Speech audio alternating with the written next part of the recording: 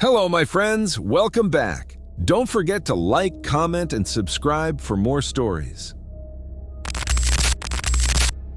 I used to believe roads were honest things. They took you from one place to another. They had signs, mile markers, exits. Even abandoned highways made sense. Forgotten, cracked, overgrown, but still following the rules of distance and direction. That belief died the night I drove into Highway 117. I wasn't supposed to be there. My GPS glitched somewhere outside the city, the screen freezing before rerouting me onto a thin gray line with no name.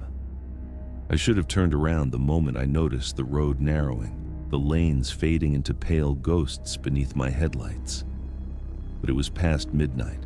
My phone had no signal, and the forest on both sides was so dense it felt like a wall. So I kept driving. The highway stretched forward in a perfect straight line, disappearing into darkness. No reflectors, no road signs, no exits. The asphalt was unnaturally smooth for something clearly abandoned. No potholes, no debris, not even leaves. Just empty road. I turned the radio on for comfort. Static. Every station, even the emergency channel. That was the first moment I felt watched, not followed, observed, like the road itself was aware of me. After about 20 minutes, I realized something was wrong. I should have reached an intersection or a town by then. Even back roads lead somewhere, but the scenery never changed. Same trees, same slight curve in the distance that never came closer. Same dead silence pressing against my ears. I checked my speed, 60 miles per hour. Checked the clock, 12:47 a.m. I accelerated. The engine responded, but the road didn't. The distance ahead stayed exactly the same, as if the highway was stretching itself to match my movement. That's when I noticed the first car. It sat on the shoulder, half swallowed by shadow. An old sedan, paint bleached white by time. No license plate, no visible damage. Just abandoned. I slowed down, my headlights sweeping over it. The doors were open, both of them. The inside was empty, but not clean. The seats were torn, foam exposed, and the dashboard was scratched deeply, like someone had clawed at it in panic. There was something written on the windshield, etched from the inside. I couldn't read it as I passed, but I felt an intense urge to stop. I didn't. That was my second mistake. 10 minutes later, I passed the same car again. Same position, same open doors, same scratches. My heart started racing. I told myself it was impossible. I must have looped somehow, but the road was straight, no turns, no ramps. And yet, there it was. This time, I slowed enough to read the message, "Don't stop." The letters were uneven, desperate. My hands shook on the steering wheel. I sped up. The highway lights flickered on ahead. Street lights, old sodium lamps, casting sickly yellow circles on the road. I hadn't seen a single light since entering the highway, and the sudden glow felt wrong, like something revealing itself too eagerly. Under the first light stood a person. I slammed the brakes. The figure didn't move, just stood in the center of the lane, head tilted slightly, arms hanging loose. It looked wrong, too tall, too thin, like a mannequin stretched beyond its limits. I honked. Nothing. I flashed my headlights. The figure lifted its head. There was no face. Where its features should have been was a smooth, pale surface. No eyes, no mouth, just blank skin reflecting the yellow light. I screamed and swerved around it, my tires shrieking. In my rearview mirror, I saw it turn. Its head rotated far too much, nearly all the way around, following me as I fled. I didn't slow down again. The lights continued for miles, illuminating more abandoned vehicles. Some were overturned, some burned out, some still had doors open, interiors destroyed. None had bodies. The longer I drove, the more uneasy I became, not just from fear, but from a creeping sense of familiarity. I recognized a truck, A red pickup with a dented tailgate. My truck. Impossible. It was parked crookedly on the shoulder, hazard lights blinking weakly. The license plate matched mine exactly. Same scratches, same rust spot on the corner. I pulled over before I could stop myself. The engine died the moment I turned the key. Silence swallowed everything. I stepped out, my legs trembling. The air felt thick, heavy, like breathing underwater. My headlights flickered, barely illuminating the truck. My truck. The driver's door was open. Inside, the seat was stained dark. Blood. Fresh. I stumbled back, nausea rising. From inside the cab, I heard my voice. "Hello?" I froze. "Is anyone there?" It was me.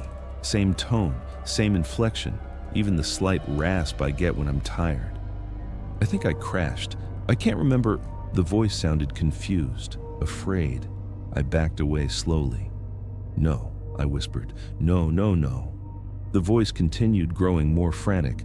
"I'm stuck on the highway. There's no signal. Please, if someone can hear me." The door slammed shut on its own. The truck lights went out. Behind me, footsteps echoed on asphalt. I ran. I didn't look back. I sprinted to my car, fumbling the door open, praying the engine would start. It did, barely. As I drove away, the radio crackled to life. Not static, a broadcast. "You must keep moving," a calm voice said. "Stopping allows them to align with you." I gripped the wheel. "Who are you?" I shouted. The voice ignored me. "The highway's not abandoned," it continued. "It is unfinished. It requires replacements." Replacements. I passed another streetlight. Under it stood dozens of figures, all faceless, all motionless, all facing me. I screamed and floored it. The figures didn't chase. They didn't need to. The road began to narrow, the trees closing in, branches scraping my car. The asphalt cracked, rising into unnatural slopes, bending like flesh under pressure. My speed dropped no matter how hard I pressed the gas. The clock flickered.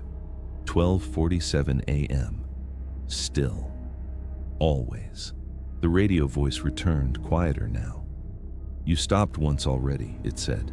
"That version of you didn't understand." Memory slammed into me. A flash of headlights, a crash, metal twisting, my body jerking forward.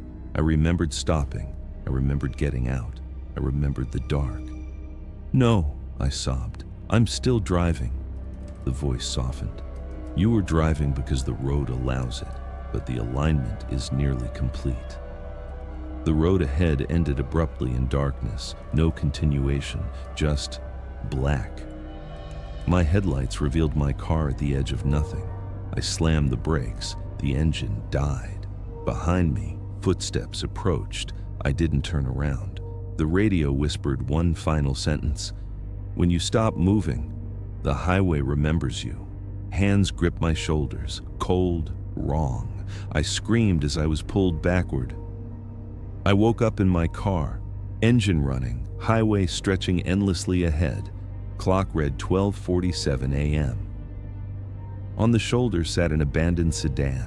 Its doors were open, and carved into the windshield from the inside were fresh words. "Don't stop." And beneath it, in handwriting I recognized as my own. "This is not the first time." I took the abandoned highway because I wanted to be alone. That's the part people don't understand when I tell this story. I wasn't lost. I wasn't rerouted. I didn't break down.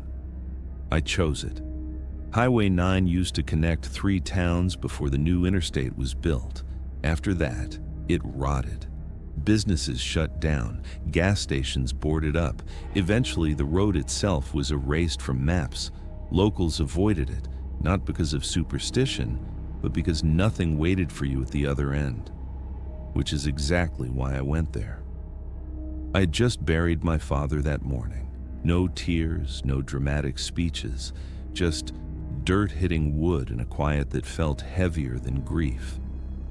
I didn't want condolences. I didn't want home. I wanted a road with no destination. The entrance ramp was still there, cracked and sinking, weeds growing through the asphalt like veins. My headlights caught a rusted sign half buried in ivy. Highway 9, 48 miles. I remember thinking that was strange. I'd driven it before, years ago. It had only been 30 miles long. I shrugged it off and drove on. At first, the highway felt normal. Empty, yes, but familiar. 2 lanes, faded yellow lines, trees on either side forming a loose tunnel of darkness. My tires hummed softly, the sound oddly comforting. Then, the silence changed. Not disappeared, thickened, like the air itself had weight. I turned off the radio. The hum of the engine sounded distant, muffled, as if I were hearing it through water. 5 miles in, I passed the first mile marker. Mile 12. It made no sense. I had just entered the highway. I slowed, leaning forward as if I'd misread it.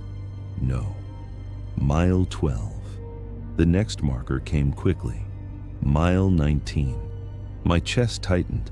I checked my speed, 45 miles per hour. No way I'd covered that distance so fast. I considered turning around. But when I glanced into the rearview mirror, the road behind me looked incomplete. The darkness swallowed it only a few car lengths back, as if the highway hadn't been finished behind me yet. Not blocked, not gone, just unfinished.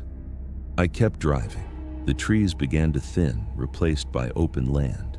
Fields stretched out on both sides, pale and dry, glowing faintly under the moon. In the distance, I saw structures, old billboards, their faces long stripped bare, metal frames standing like skeletons. One billboard still had part of its message. Only a single word remained. Remember. I laughed nervously and shook my head. Get a grip, I muttered. That's when the road started asking questions, not out loud, inside my head. Why did you stop calling? Why didn't you visit more? Did you really think there would be more time? I clenched the steering wheel. Just memories, I said. That's all. But the questions kept coming. Specific ones, personal ones. Things I hadn't thought about in years. The fight with my father over nothing. The last voicemail I ignored. The birthday card I never sent. Each thought arrived with physical pressure, like fingers pressing against my skull. Then I saw the car. It was parked sideways across the road, blocking one lane. Old station wagon, hazard lights dead, no movement inside. I stopped a safe distance away and got out. The night air was colder than it should have been. Dead quiet, no insects, no wind. Hello, I called. No answer. I approached the car. The windows were fogged from the inside.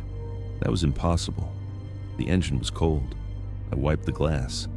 Inside, the seats were empty, but the back seat was stacked with boxes, cardboard boxes, carefully labeled, names, dates. I read one. Mark Ellis, 1998 to 2006. My stomach dropped. That was my brother's name. Another box, Sarah Ellis, 2009 to 2011. My sister. Hands shaking, I wiped another window. More boxes, hundreds of them, each labeled with a name I recognized. Family, friends, teachers, neighbors, people I'd forgotten, people I hadn't thought about in years. On the driver's seat lay a notebook. I opened it. Inside were handwritten entries. Each page started the same way. I picked the highway because I needed to forget. The handwriting changed from entry to entry. Different styles, different pressures. But the final sentence on every page was identical. It doesn't take memories. It takes what made them matter. I slammed the notebook shut and stumbled back. The car door creaked open behind me. I spun around. Someone sat in the driver's seat now. An old man, gray hair, familiar posture. My father. He looked exactly as he had before. The cancer hollowed him out. "Hey," he said gently. "You finally came." I couldn't speak. You always hated this road, he continued. Said it felt empty. What is this? I whispered. He smiled sadly. This is where things go when no one carries them anymore. I shook my head. You're dead. He nodded. Yes, but you set me down a long time ago. The world tilted. I loved you, I said desperately. I know, he replied, but love isn't what keeps us solid. He gestured to the boxes. Attention does, memory, wait. The highway groaned beneath us, a low, distant sound. You have to choose, he said. Choose what? He looked at me with eyes that were already fading. What you're willing to lose to keep driving. The road ahead stretched endlessly, smooth and dark. The road behind was still unfinished. I understood then. The highway wasn't abandoned. It was hungry. It fed on neglect. Every mile forward required something to be left behind. A name, a face, a feeling. Until eventually, there was nothing left that could miss you. I backed away. I won't forget, I said. I'll carry it all. My father's expression softened. That's why you can't stay. The station wagon dissolved into dust, boxes collapsing inward, names fading like chalk and rain. The pressure in my head vanished. The road shuddered violently. I ran to my car and drove, hard, straight ahead. The mile markers reversed. Mile 19, mile 12, mile 3. The trees closed in again. Suddenly, headlights appeared ahead, real ones, an exit sign. I burst onto the interstate, tires screaming, heart hammering. The abandoned highway was gone. Weeks have passed. I'm home now. I visit my father's grave every Sunday. I call people I used to ignore. I keep photographs, letters, names. But something followed me back. Sometimes when I forget an appointment, when a face slips my mind, when a name takes too long to come, I hear a distant hum, like tires on empty asphalt, waiting. I learned too late that abandoned highways are never truly silent. They make a sound, but only when you stop listening for cars. I was cataloging infrastructure decay for a regional archive, a boring job that mostly involved photographing rusted guardrails and collapsed overpasses. Highway 61 had been officially decommissioned 15 years earlier after a landslide buried part of it. The state fenced it off, rerouted traffic, and forgot about the remaining 40 miles. That was my assignment: photograph, document, leave. I parked just past the barricade and walked the first mile on foot, my boots crunching over gravel and old asphalt. The highway cut through a low desert, flat land, scrub grass, distant hills like dark waves under the moon. At first, everything sounded normal. Wind, my breathing, the faint click of my camera shutter. Then I noticed something missing: my footsteps. I stopped walking. The sound returned instantly, gravel crunching under my boots even though I wasn't moving. I lifted my foot. Crunch. Set it down. Silence. My heart sped up. I took a step forward. Nothing. No sound at all. I knelt and dragged my hand across the ground. I could feel the grit, the pebbles scraping my skin, but I couldn't hear it. Behind me, the crunching continued, steady, rhythmic. Someone else was walking. I spun around, camera raised. The highway behind me was empty. The sound stopped the moment I looked directly at it. I laughed nervously, telling myself it was wind, maybe echoes bouncing off the hills. Sound does weird things in open spaces. I kept going. That was mistake number 1. Around mile 3, I found the first sign something had gone very wrong. A maintenance truck sat diagonally across the road, half sunken into the asphalt as if the ground had softened around it. Its paint was faded orange, dot markings barely visible.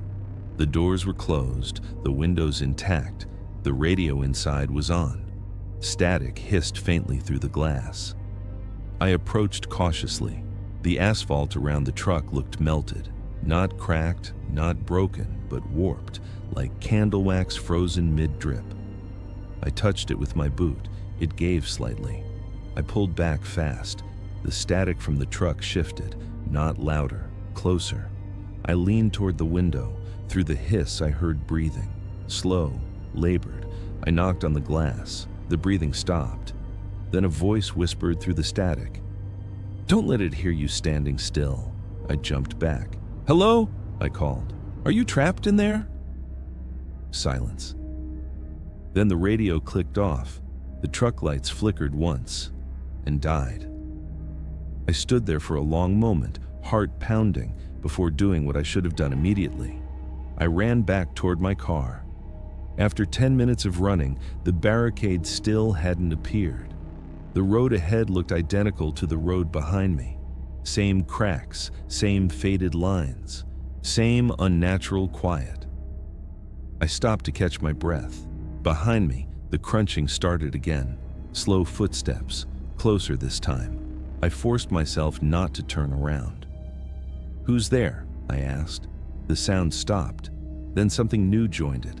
A low vibration under my feet, not movement, resonance. The highway was humming, not audibly, not exactly, but in a way I felt in my bones, like standing too close to heavy machinery. I took another step. The hum deepened. I froze. It stopped. Understanding hit me all at once. The sound wasn't following me. It was responding. The highway reacted to motion, but only when that motion wasn't observed. I moved slowly, deliberately, watching the ground as I stepped. As long as I saw my feet move, the hum stayed low. The moment I stopped watching, crunch, footsteps, not mine. I reached my car after what felt like hours. I unlocked it, slid inside, and slammed the door. The silence was absolute. Even the engine didn't make noise when I turned the key. But it started. I drove forward, eyes glued to the road, afraid to blink. At 30 miles per hour, the hum returned, stronger now, vibrating the steering wheel. The asphalt ahead rippled subtly, like something shifting beneath a thin skin. I accelerated. The road responded. It rose. Not dramatically, just enough to throw off my balance, enough to make me grip the wheel tighter. I realized then what Highway 61 had been before it was abandoned. Not just a road, a test site, experimental pavement, acoustic reactive infrastructure designed to self-adjust, self-heal, self-monitor. A highway that listened, and something was wrong with it. A shape emerged ahead, human-sized, moving without sound. I slowed instinctively. The hum vanished. The shape froze. I could see it now, something like a person but not solid. Its outline shimmered, distorted, as if made of heat waves and shadow. I swallowed and spoke quietly. "Can you hear me?" The hum roared. The figure lurched forward. I screamed and slammed the gas. The road buckled violently, trying to rise, trying to meet the sound. Cracks raced forward faster than my headlights could track. I understood the final rule too late. Sound fed the road, and fear was loud. The highway split open beneath me. My car plunged forward, crashing nose first into a shallow sinkhole. Airbags exploded. Metal screamed. When everything stopped, I was hanging sideways, trapped. The hum surrounded me now, deafening in my skull, though my ears rang with silence. The shape approached, clearer now, not a creature, a recording, a residue. It had the vague outline of a worker in reflective gear, frozen mid-step, mouth open in a scream no one ever heard. Dozens more appeared around it. Maintenance crews, engineers, drivers, people whose final sounds had been absorbed instead of released. The road had archived them. I pressed my hands over my mouth, held my breath. The hum softened. The figures paused. Slowly, carefully, I crawled out of the wreckage, keeping my eyes fixed on my hands, my movements small and deliberate. Every inch forward felt like balancing on glass. At the edge of the sinkhole, I slipped. A sharp inhale escaped me. The hum surged. The figures lunged. I ran. I don't remember reaching the fence. I don't remember climbing it. I only remember collapsing on the other side, the sound of normal wind rushing back like a blessing. They found me at dawn. State patrol, engineers, people with clipboards and concerned faces. They asked me what happened. I tried to explain. No sound came out, not a whisper, not a breath. The doctors say my vocal cords are intact, perfectly healthy. But Highway 61 took something from me, not my life, not my memory, just my sound.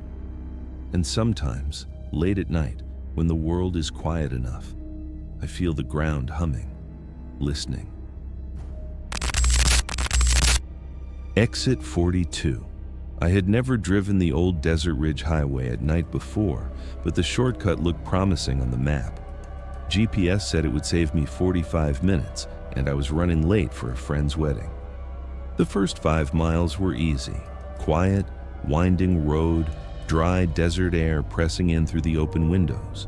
The pavement was cracked, faded lines splitting under the weight of time, but still drivable. Then I saw the sign. Exit 42. Closed ahead. I slowed, expecting some barricade, maybe construction cones. Nothing. Just the road stretching forward, empty, fading into darkness. The exit itself didn't exist anymore.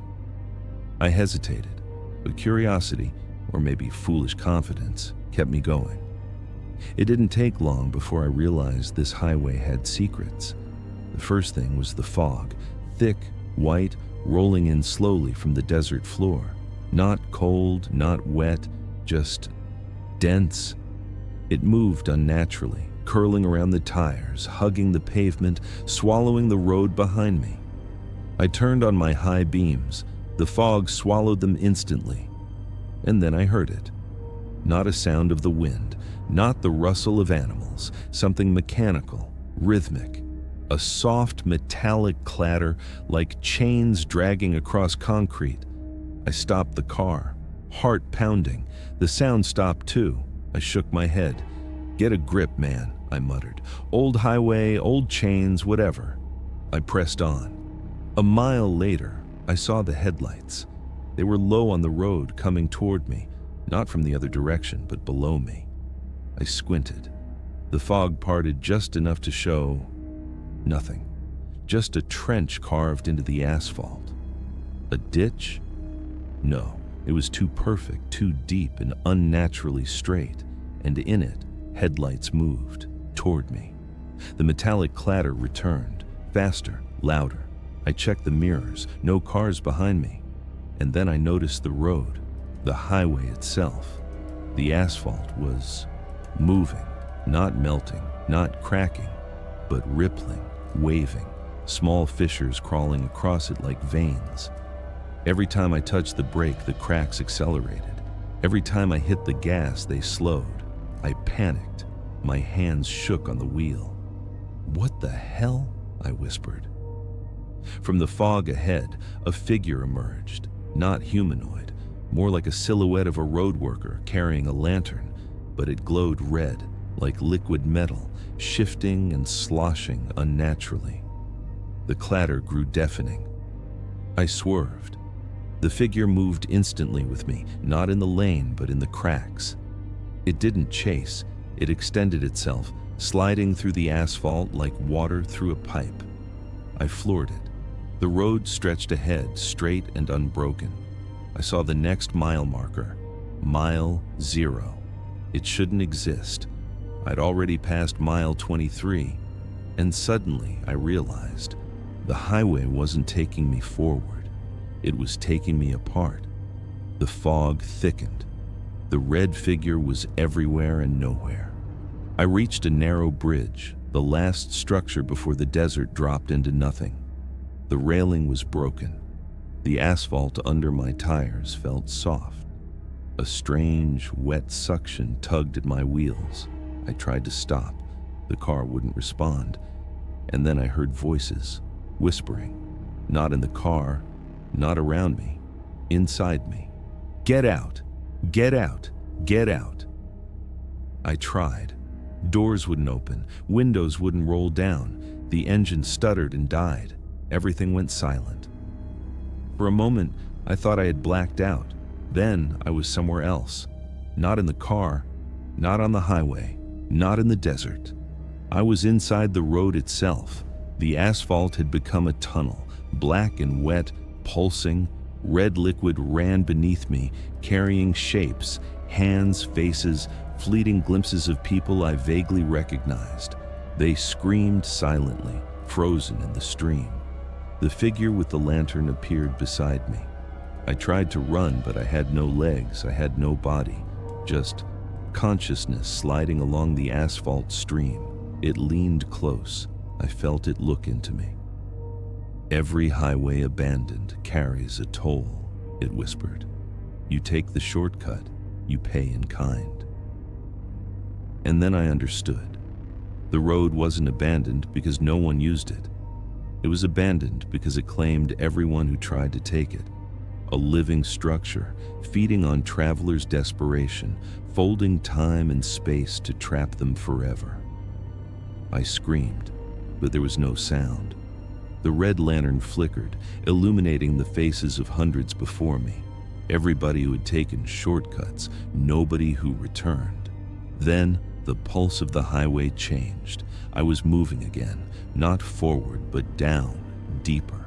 The red figure receded, and I knew I would never leave.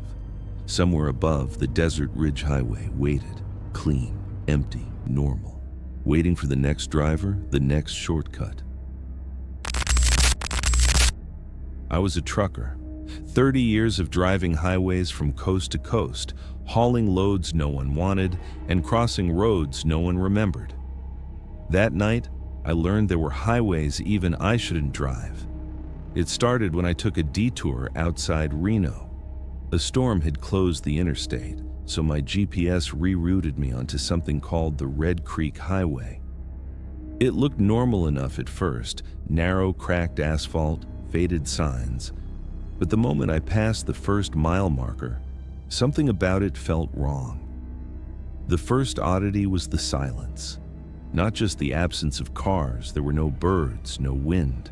Even the rain falling from the storm sounded muted, like it wasn't really there. I kept driving. The truck rattled over potholes and cracks, but the deeper I went, the straighter the highway became. No curves, no intersections, no exit ramps, just endless asphalt slicing through the desert. Then the signs appeared.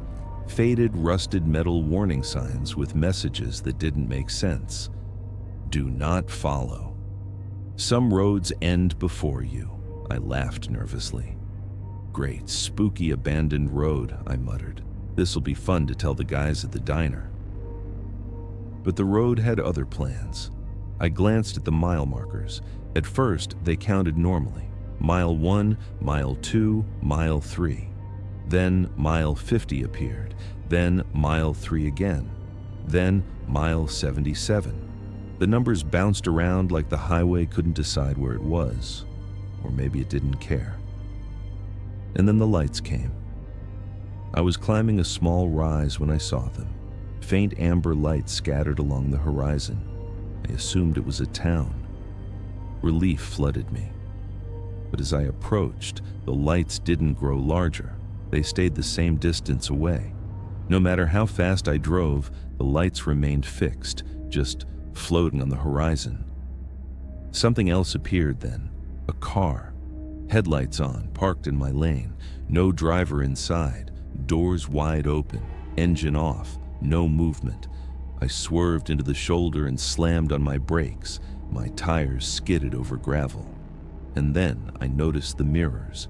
Every mirror in my truck, the side mirrors, the rear view, even the small convex mirror over the dashboard, reflected the same thing.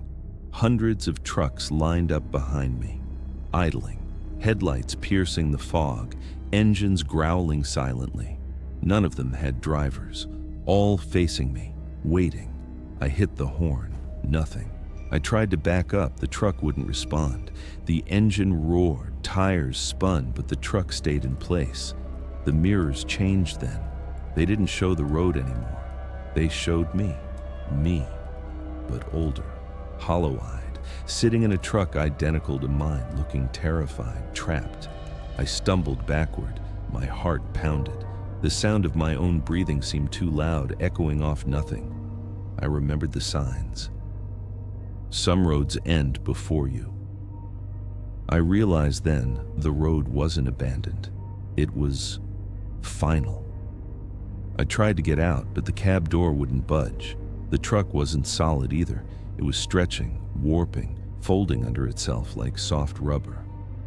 The mirrors multiplied, filling every inch of my vision with empty trucks, empty roads, and endless lights on the horizon that didn't belong to any town.